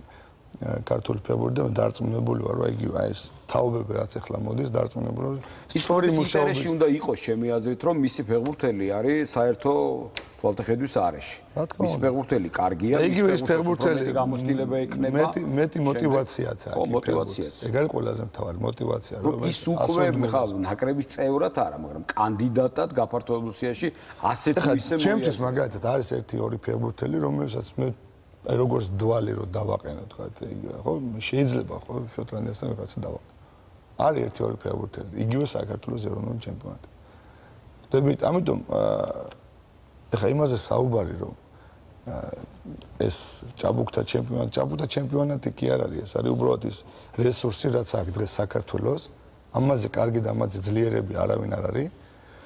თუმცა მე ხა არ ვერები ხა მათ იმაში, მაგრამ თუ რაც თქვა იმ შესაძლებლობიდან რაც კლუბებს აქვს თურეთის 2-3 ლეგიონერი თქვა ეყოლება ხო ჩამოიყვანს რა თქმა უნდა ეს სინთეზი მოხდება და შეიძლება რომ უფრო ამაღლდეს ეროვნული ჩემპიონატის დონე და არა იმით რომ ჩვენ აი ახალგაზრდებს ვინც თქვია ეს 60 კაცი რომ ნახევარზე მეტი პირველ ლიგაში თამაშობს ხო და რატომ ისინი არიან 17-იან 19 წლიანი ნაკრების 19 წლამდე ნაკრებში ერთი ფეხბურთელი იყო რომელიც თამაშობდა ორი ფეხბურთელი რომელიც თამაშობდა უმაღლეს ლიგაში დანარჩენი ყველა თამაშობდა პირველ ლიგაში თუმცა მე ვთვლი რომ მათ შესაძლებლობა პირველ ლიგაში კი მაგრამ საბურთალოზე ლოკომოტივიც უკვე გადმოვიდა ისიც უმაღლეს ლიგელებია ამიტომ ეხლა ყველა ხო ერთად ვერ ითამაშებს ამიტომ შეიძლება რომ მოხდეს რა თქვა იგივე განათხრება იგივე საბურთალოს თქვა ის იქნება ინტერესიც რომ ეს ფეხბურთელის განვითარდეს და არა იჯდეს იმაში სათადარიგოზე სხვადასხვა იგივე საბურთალოს თბილისის დინამოს და იგივე ლოკომოტივის მაგალითი უნდა იყოს დანარჩენი ყველასთვის რომ ძალიან დიდი სამუშაო უნდა გაიწიოს ახალგაზრდებში და საკუთარ ახალგაზრდებში და ახლა იმაზე საუბარი უბრალოდ ცხენია რომ ჩვენ საუბრობთ იმაზე რომ აჭარას რეგიონში 4 ფეხბურთელი არ აღმოჩნდეს 21 წლამდე რომ აღმოჩნდნენ ხო არ შეიძლება ეს მაშინ პრობლემა მეგონი ისე რომ ინფრასტრუქტურა მოაწესრიგონ ამ ხელა რეგიონმა მეგონი აუცილებლად მიხედავენ დარწმუნებული ვარ იმიტომ რომ ყველა დაინტერესებულია რომ გამოვიდეს კრიზისიდან და როგორც შოთი თქვენ დღეს დამთავრდეს ამ პანაშვიდებზე და კელეხებზე საუბარი ქართული ფეხბურთისა ხო გასაგებია მაგრამ ამისათვის რაღაც ელემენტი არა ნუ ეხლა ერთ დღეში ეს ამის საჭირო არის სამუშაოს გაწევა უნდა იმუშაოს ყველა იმისათვის რომ უბრალოდ აი ეს სწორი მუშაობის დაწყება და დანახვა შემდეგ ამ იმისი მე მგონი იქნება იმის საწინდარი რომ ყველაფერი სწორად მიდის და რა თქმა უნდა შემდეგ აი რა შედეგსაც მივიღებ შემდეგ უკვე ეხლა იმაზე საუბარი რომ ეს არასწორია ეხლა ამაზე საუბარი მე მგონი არ იქნება სწორი პირიქით უნდა განვახორციელოთ ეს გეგმები და შემდეგ რას მივიღებთ მე დარწმუნებული ვარ რომ 2020 წელს საქართველოს ნაკრები ევროპის ჩემპიონატს ითამაშებს ეს პირველი განცხადება ასეთი აუცილებლად პირველი განცხადება და ასევე მინდა თქვენ ერთ-ერთ პირველ განცხადებას დაუბრუნდეთ რომ არ მაგას არ ვიძახრო შეიძლება მე ვიყო არ ვიყო მაგრამ 2020 წელს საქართველოს ნაკრები ითამაშებს ეს განაცხადა კახაცხადაძემ დავიმახსოვროთ დღეს 2015 წლის 13 ივლისს კი ბატონო თქვენ პირველ ინტერვიუში როდესაც ნაკრების ჯერ არ იყავით ოფიციალურად თუ არ ვწდები და არ იყავით უკვე ოფიციალურად დანიშნული როდესაც ჩვენ ვსაუბრობდით თქვენ აღნიშნეთ რომ ბოდიში და მე 1 ივნისიდან მუშაობ სულ ერთი თვე და რაღაც დღეები ოფიციალურად კი არა აი ესე ჩართული როდესაც უკვე ყველა მიცოდა რომ ერთი თვეა და ჩართული ვარ და ვიცი მახსოვს ეს ყველაფერი როგორ იყო უბრალოდ აი პირველ ინტერვიუში როდესაც ჩვენ ვისაუბრეთ საკმაოდ გულახდილი საუბარი გამოგვივიდა თქვენ აღნიშნეთ რომ იმ ნაკრებს რაც კახაცხადაძეს სურს რომ ფეხბურთი ითამაშოს ამას მაყურებელი ნახავს შოტლანდიასთან კი ბატონო მაგაზე თამაში და ეხლა ბოლოს მინდა ამაზე ვისაუბროთ შოტლანდია ირლანდია შეწყვილებული თამაშები ყოველთვის რთულია მაგრამ ყოველთვის საინტერესოა მანამდე თუ რამე იგეგმება და აი ამ შეხვედრებში ამ პოლონურმა 0-4-მა მეც ყველას ალბათ ძალიან გაუფუჭა ხასიათი და ეს უნდა ვთქვათ ბოლო სამწუთო ხო გასაგებია მაგრამ შედეგია საბოლოო ჯამში ბოლო სამწუთო შედეგია საბოლოო ჯამში 0-4 რაც არის კი ბატონო და ბოდიშიც მოვიხადე და მე ვთვლი რომ პირველ რიგში ჩემი ბრალია ის 3 წუთი რაც მოხდა მაგრამ ისიც ჩვენი ბრალია რაც რა ფეხბურთის ითამაშა მეორე ნახევარში საქართველოს ნაკრებმა ხო ძალიან მაღალი დონეს და იმ დღეს ლევან ჭედლიძემ ნახე და მის თანაგუნდელი არ პონეტს ნაკრების წევრი და მან თქვა ნუ ესეთ თან გაგურებული იყო სულ ყველა პოლონეთში რომ ნუ როგორი ფეხბურთი ითამაშა საქართველოს ნაკრებმა ნახევარ საათის განმავლობაში გოლის შემდეგ შოტლანდიასთან რაც აქვს ეხლაც და ვადასტურებ კიდევაც იმიტომ რომ მე დარწმუნებული ვიყავ რომ აი სამუშაო დრო რაც ჩვენ გვექნებოდა იგივე თქვა უკრაინამდე თამაშის წინ და შემდეგ უკვე პოლონეთის თამაშის გარჩევის შემდეგ რომელსაც გავარჩევ ჩვენ დარწმუნებული ვარ რომ ჩვენ უკვე შენ შეგვიძლია რომ იმიტომ რომ ფაქტიურად უკვე ფეხბურთელებმა ძალიან სწრაფად აუღეს და ძალიან სასიამოვნოა ალღო იმ თამაშს რასაც ჩვენ ვითხოვთ უბრალოდ ეხლა ეს თქვა გაუმჯობესდა ხო გაუმჯობესდა ჩემი გადმოსახედიდან გაუმჯობესდა უკრაინის და ნაკრების თამაში აბსოლუტური უპირატესობა ეხლა უნდა მოხდეს შედეგი იმიტომ რომ ეს შედეგი კიდევ უფრო აამაღლებს ჩვენ ფსიქოლოგიურ განწყობას ჩვენი ფეხბურთელების და მათ ექნებათ იმის შეგრძნება რომ უკვე შემდეგ შესარჩევს ესეთი დონის გუნდები როდესაც როგორც იქნება ამ როგორ თამაში თუ იგეგმება სამწუხაროდ არ არის თარიღი არ არის თარიღი მე მქონდა ლაპარაკი იმაზე თუ გახსოვთ რომ მინდოდა იგივე საქართველოს ეროვნული ჩემპიონატის ფეხბურთელები და თამაში მეთამაშე აზერბაიჯანთან თუმცა აზერბაიჯანმა უარი მითხრა გუშინ წინ დამირეკეს და თქვეს რომ არ არსებობს მათ ჩვენთან თამაში.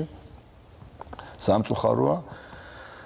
ეხლა თუმცა მაინც მაქვს სურვილი რომ ორდღიანი თქვა რაღაც ესეთი შეკრება გავაკეთო რომელიღაცა საქართველოს თუ იქნება ამის სურვილი ჩემპიონატამდე ერთი თამაში თქვა ორდღიანი თქვა შეკრება და რომელიმე კლუბთან რო ვითამაშო თუ გაკეთდება ეს ძალიან კარგი იქნება კიდევ ერთხელ ვიძახი რაც მეტი შეხება მე ეკნება იმ კანდიდატებს თავარწმუნებთან მით უკეთესი მათთვის იმიტომ რომ უფრო ინფორმირებული იქნებიან, როდესაც უკვე მოვლენ ნაკრებში. თუ რა უნდა გააკეთონ და რას მოვეთხოვთ მათთან. დარწმუნებული ვარ ჩვენ თუ აი ეს ამ სამ თამაში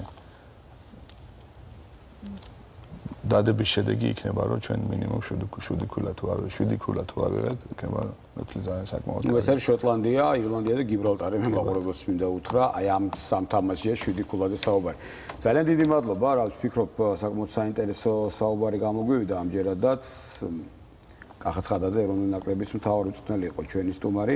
ძალიან დიდი მადლობა და ყველა ალბათ ნებისმიერ შემთხვევაში შეიძლება გულშემატკივარი გაღიზიანდეს, იყოს კრიტიკული გამონათქვამები ყველა მხრიდან, მაგრამ ეს არის ნაკრები, ეს არის ეროვნული გუნდი, რომლის თამაშიც ყველას უნდა რომ კარგი იყოს და ის FIFA-ს რეიტინგი, რომელსაც ახლა ბევრი თვლის რომ ეს არ ასევე, მაგრამ ეს არის რეიტინგი, რის შემდეგაც დგება ეს რის შემდეგაც დგება ეს ყველაფერი ორი თამაშს მოგებით ფარერები მოხდნენ მეოთხე ხო ამიტომ არის ამიტომ ეს ძალიან სწრაფად ხდება იგივე ეს ხო დღეს ესპანეთი მეათეაგზია თუ არ ვსვდები ეს არასახავს ჩემი აზრით რეალურად არა იცი მაგას მნიშვნელობა აქვს სტიმულისთვის რომ ჩვენ არანაირად უნდა გავუწიოთ მაგას ანგარიში უნდა ვიფიქროთ ამაზე რომ არასასიამოვნოა კი არა და ხო ესეც გამოსწორდება და მე მაინც ყოველთვის ოპტიმისტურად ვარ განწყობილი და მე ძალიან დიდი იმედი მაქვს ისევ როგორც ყოველთვის რომ დაიძრა ყველაფერი მე ამაში აბსოლუტურად გულწრფელი ვარ და თქვენ გეუბნებით რომ დაძრულია ეს ყინული და ყველაფერი მიდის სწორად და იმედია ეს შოტლანდიასთან რასაც თქვენ ცელოდებით ჩვენც ველოდებით ყველანი ველოდებით და იმედია იმ თამაშს ვიხილავთ რასაც კახაცხადაძის ნაკრები ქვია და რაც თქვენ შეგვბედით დიდი მადლობა და მე იმედი მაქვს რომ არა მარტო თამაშის ხარისხი არამედ შედეგითაც კმაყოფილი იქნება გულშემატკივარი დიდი მადლობა კახაცხადაძე იყო ჩვენი გადაცემის პირველი ორი ბლოკის სტუმარი რეკლამის შემდეგ ჩვენ დავბრუნდებით და განვაგრძობთ საუბარს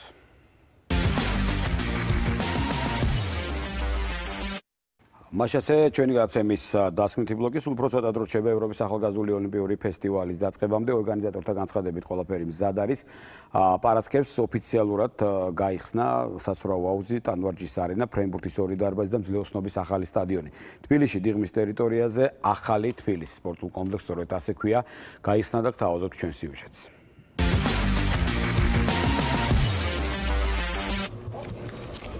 ათივლის საქართველოს პრემიერ-მინისტრმა ირაკლი ღარიბაშვილმა ახალგაზრდული ოლიმპიური ფესტივალის საორგანიზაციო კომიტეტის თავმჯდომარე ალექსი ახვლედიანთან, ოლიმპიური კომიტეტის თავმჯდომარე ლერი ხაბელოვთან, სპორტის მინისტრ ტარიელ ხეჭიკაშვილთან და ქალაქის მერ დავით ნარმანიასთან ერთად დიღმის ტერიტორიაზე აშენებული სპორტული კომპლექსი და უბანი ახალი თბილისი გახსნა. რა თქმა უნდა, ეს არის უდიდესი დღესასწაული, მე ვიტყოდი ჩვენთვის ყველასთვის. ეს არის უნიკალური შესაძლებლობა ჩვენი ქვეყნისთვის. ჩვენი ქვეყნის, ჩვენი ქალაქის წარმოჩენისთვის და ეს რაც თავარი არის თბილისი უმასპინძლებს საქართველოს ისტორიაში ყველაზე მასშტაბურ სპორტულ ღონისძიებას.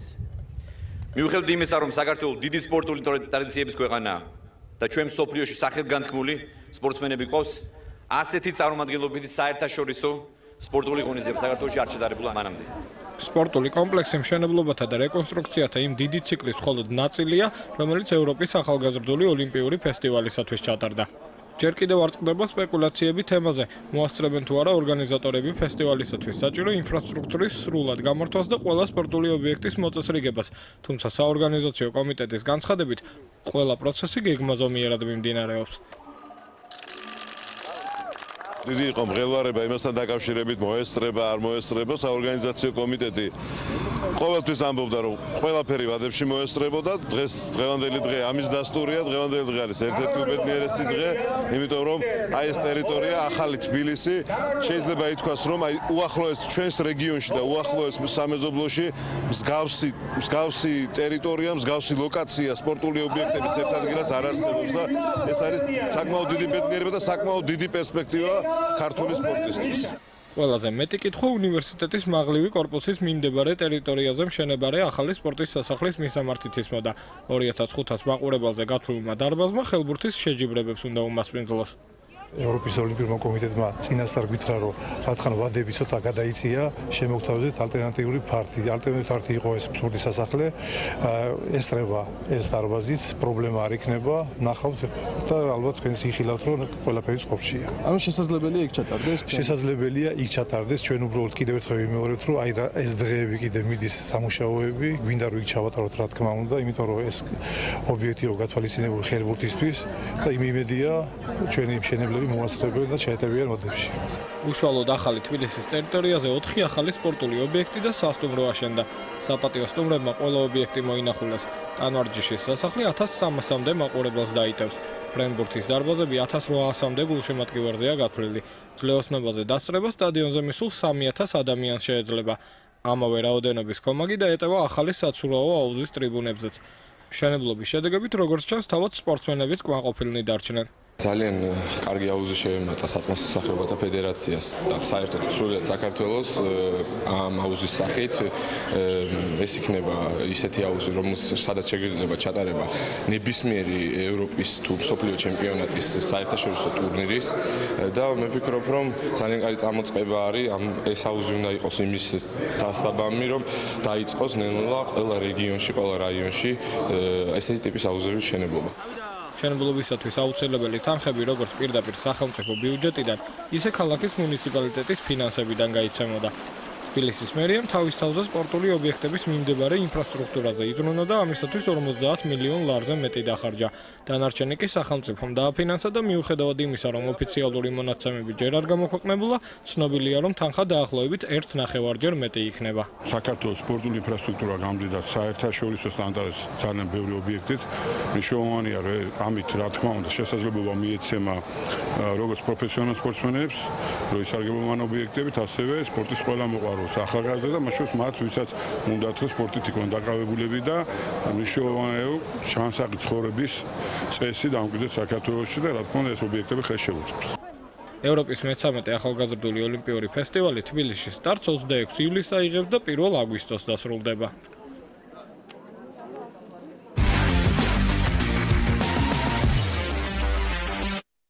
დღეს კიდევ ერთ საზეიმო გახსნა იყო ამ ობიექტებს უნივერსიტეტის მაღლივ კორპუსთან მდებარე ახალი სპორტის სასახლეც დაემატა, რომელსაც საქართველოს პრემიერ-მინისტრი ირაკლი ღარიბაშვილი, რომლის გახსნასაც ენერგეტიკის მინისტრი კახა კალაძე, სპორტისა და ახალგაზრდობის საქმეთა მინისტრი ბატონი ტარიელ ხეჩიკაშვილი, ოლიმპიური კომიტეტის პრეზიდენტი ლერი ხაბელოვი, ახალგაზრდული ოლიმპიური ფესტივალი თბილისი 2015-ის საორგანიზაციო კომიტეტის თავმჯდომარე ალექსი ახვლედიანი და თბილისის მერი დავით ნარმანია დაეცნენ. თანამედროვე სტანდარტების სრული დაცვით აშენებული სპორტის სასახლეში 2 დარბაზი მოეწყო, სადაც ერთდროულად შესაძლებელი იქნება სპორტის სხვადასხვა სახეობების ტურნირის ორგანიზება, როგორც სათამაშო, ასევე ინდივიდუალურ სახეობებში, ხელბურთში, კალათბურთში, ფრენბურთში, ძიუდოში, ჭიდაობაში და ასე შემდეგ. ჯამში სპორტის სასახლე სპორტის 24 სახეობის საერთაშორისო თუ ადგილობრივ ტურნირებს გაუწევს მასპინძლობას. დიდი დარბაზი 3600, ხოლო მცირე არენა 600 გულშემატკივარს იტევს. სპორტის სასახლეში ასევე კეთილმოწყობილია გასახდელების აშხაპეები, საჭთა ოთახები, საექიმო პერსონალის ოთახები, ჟურნალისტებისთვის სამუშაო და პრესტრიბუნები და ასე შემდეგ, ასე რომ ვფიქრობ ეს მართლა ძალიან კარგი დარბაზი შეემატა ჩვენს ქალაქს.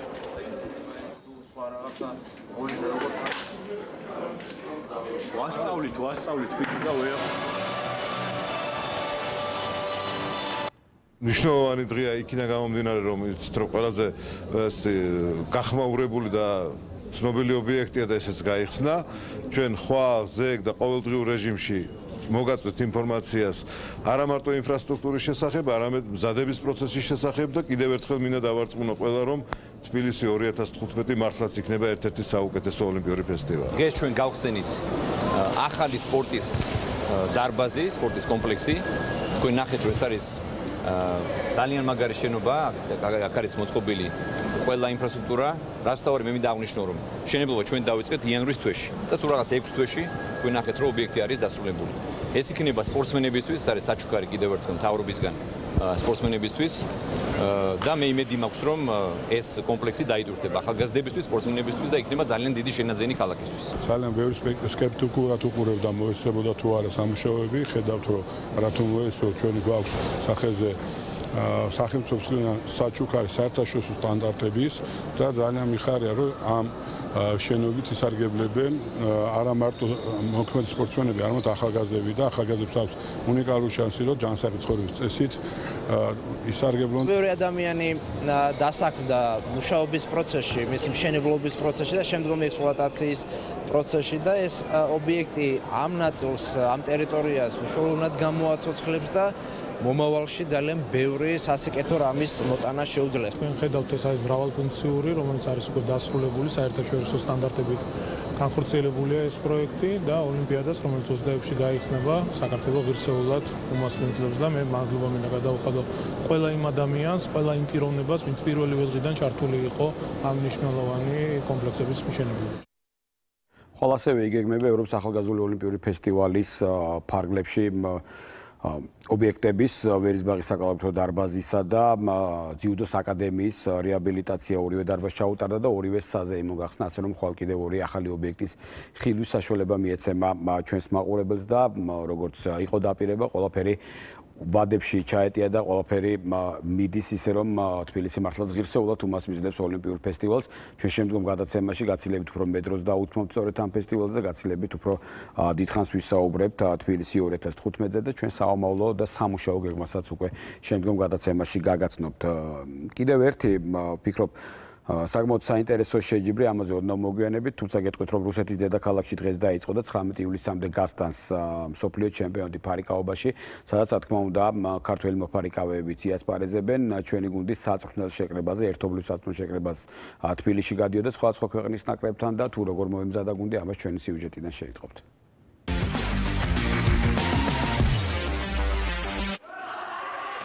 ქართულ მოფარიკავეთა ნაკრებმა მოსკოვში გასამართი მსოფლიო ჩემპიონატისთვის მზადება დაასრულა.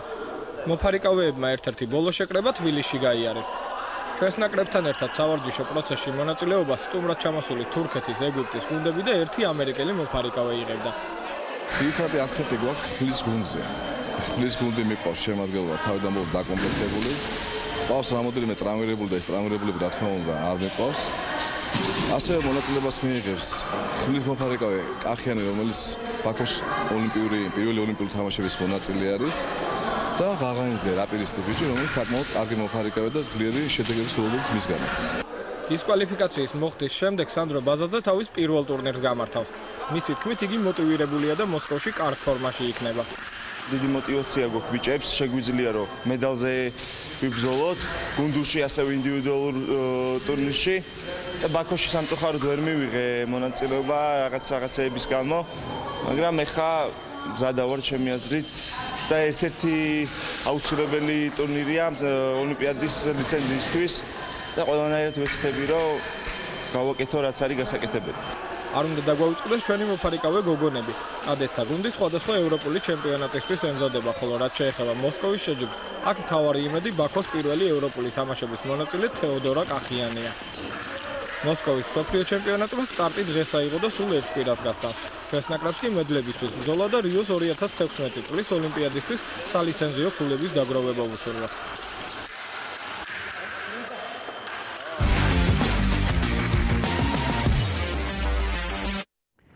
და ბოლოს საქართველოს სასკოლო სპორტული ოლიმპიადა 2015. დასკვნითი ეტაპი ფინალური თამაშები 5 ივლისიდან დაიწყო და დღეს ამ წუთებში უკვე დახურულია. ანნა კლიაში დაიხურა მომავლის ბანაკში. ძალიან საინტერესო ჩატარდა ეს ყველაფერი. სასკოლო სპორტული ოლიმპიადის ორგანიზატორები საქართველოს სპორტისა და ახალგაზრდობის საქმეთა სამინისტრო, საქართველოს განათლებისა და მეცნიერების სამინისტრო, საქართველოს ბავშვთა და მოსწავლე ახალგაზრდობის სპორტის ეროვნული ფედერაცია და ბავშვთა და ახალგაზრდობის ეროვნული ცენტრი გახლავთ. ეს ყველაფერი ძალიან ადვილია შეიძლება სათქმელად, მაგრამ ალბათ საკუთარი თვალით უნდა ნახოს ყველამ თუ რამხელა ემოცია კატეგორია არის ამ ბავშვებში და მე იმასაც დავამატებ, რომ როგორც იცით, ადრეც ითქვა, რომ გამარჯვებული გუნდები მსოფლიო ჩემპიონატზე მიემგზავრებიან სკოლებს შორის და ვფიქრობ, ეს ძალიან დიდი სტიმულია მათთვის.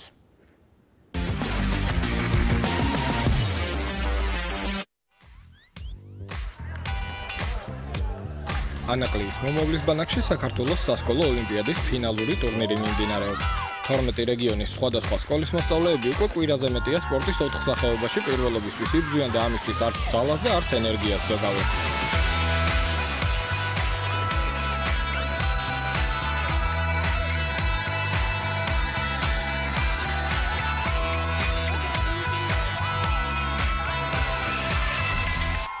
ეს ყველაფერი, რა თქმა უნდა, ანაკლიიდან არ დაწყებულა.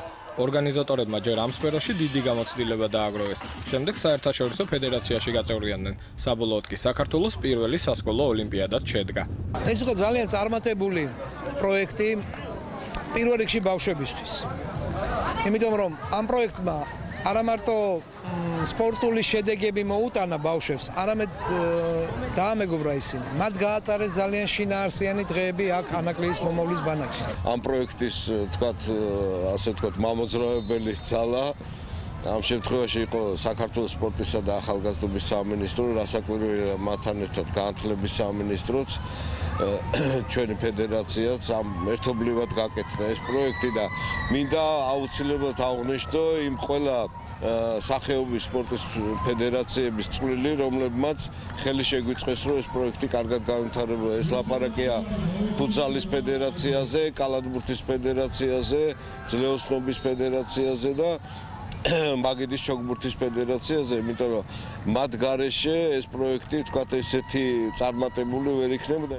შავიზღვისპირა კურორტზე შეკრებილი 300-მდე მოზარდი დახურულ ტერიტორიაზე ცხოვრობს და გარდა სპორტული ღონისძიებებისა, გართობისა და დასვენებისათვის სხვა უამრავი საშუალებაც გააჩნია.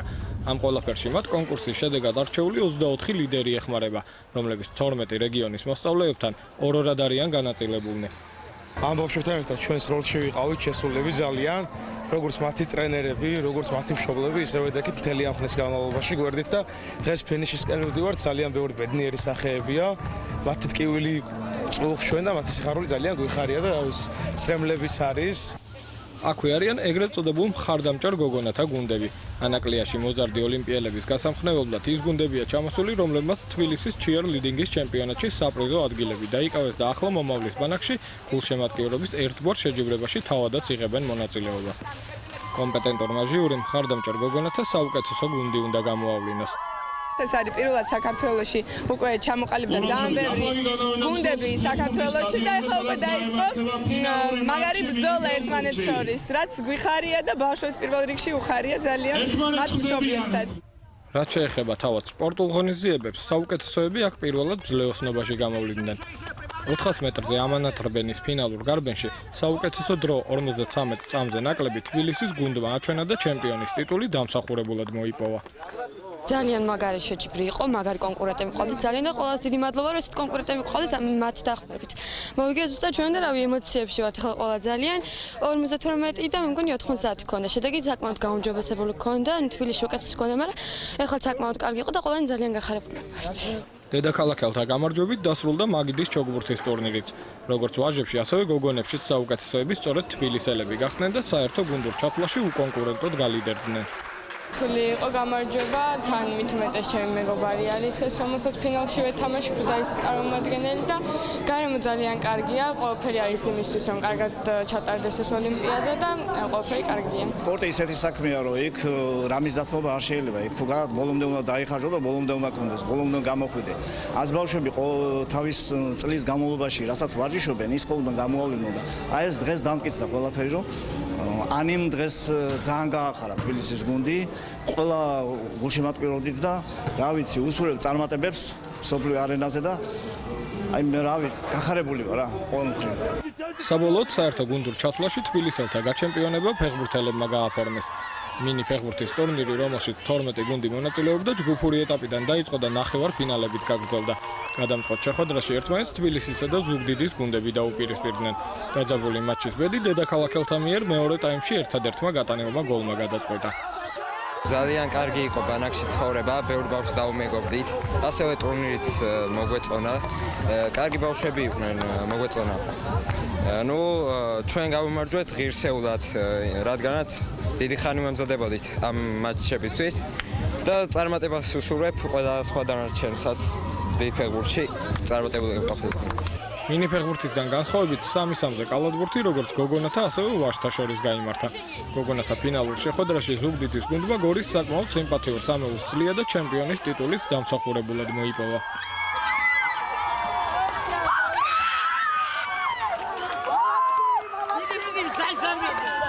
დასრულდა მატჩი იმართა ზუგდიდის გუნდმა.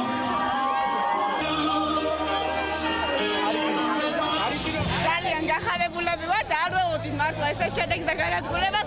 ამიტომ რავი, ორივე გუნდი თანასწორები ვიყავით, ძალიან მაგარი იყო. არის ალბათ ცხოვრებაში ყველაზე უკეთესი ემოცია, როდესაც გუნდთან ერთად რაღაცა შეძლებ და გააკეთებ და ეს სამისთვის ბევრი შრომა დაგჭირდება და არ ვიცი, უბრალოდ სიტყვები არ ყოფნის და ძალიან გახარებულები.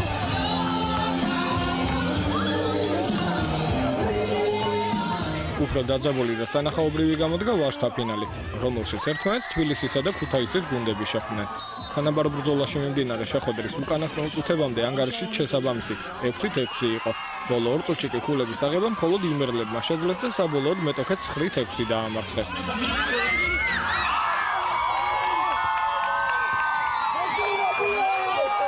ძალიან კარგი თამაში იყო, ძალიან გაგვიჭირდა, მეტოქე ძალიან ძლიერი იყო და ძალიან გავიხარდა, გავიმარჯვეთ და დიდი მადლობა ყველა სამ ტურნირის ჩატარებისათვის. ანაკლიაში მიმდინარე სასკოლო ოლიმპიადა მასში მონაწილე მოზარდებისთვის დასამახსოვრებელი და გამორჩეული არაერთ სხვა ფაქტორთან ერთად იმითაც იყო, რომ ღონისძიებებს მათთვის ცნობილი და სამაგალითო სპორტსმენები ესწრებოდნენ. შეჯიბრებებს კი საერთაშორისო კატეგორიის არბიტრები მსაჯობდნენ. ჩემთვის პირველი ესეთი ტურნირის მსაჯობა იყო.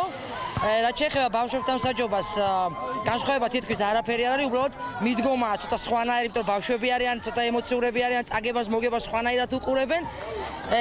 და ძალიან საინტერესო იყო, სხვათა შორის, როგორც ვიცი, პირველად ჩატარდა ეს საქართველოს მასშტაბით და აი ყველაფერი გარემოდან დაწყებული, მონაწილეები ყველა ბედნიერია, ბავშვები ძალიან ბედნიერია. ბავშვები საკმაოდ სერიოზულად უდგებოდნენ ამ ღონისძიებას და იყო ბრძოლის უნარიანობა მათში.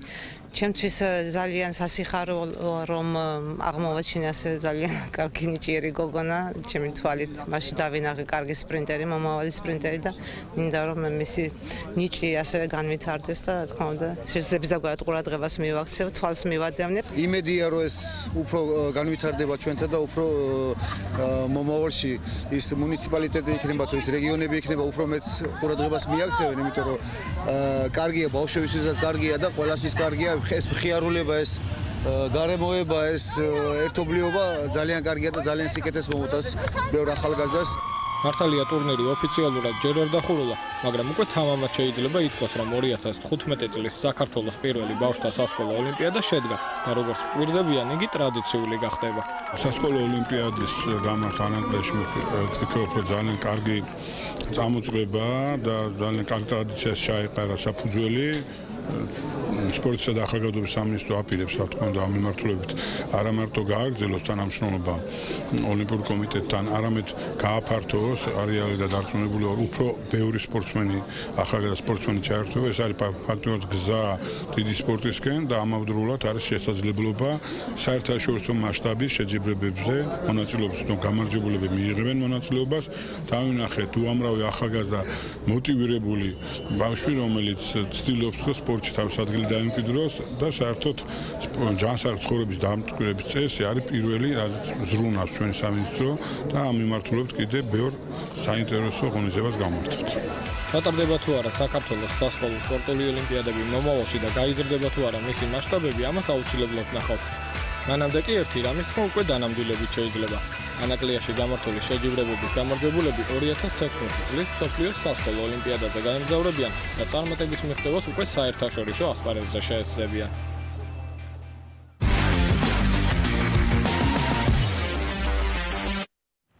ასეთი იყო სასკოლო ოლიმპიადა, რომელიც კიდევ ერთხელ ვიმეორებ საკმაოდ წარმატებით ჩატარდა და ასეთი იყო ჩვენი დღევანდელი გადაცემაც. მე დიდი მადლობა მინდა უთხრა ყველას, გემშვიდობებით ნახვამდის.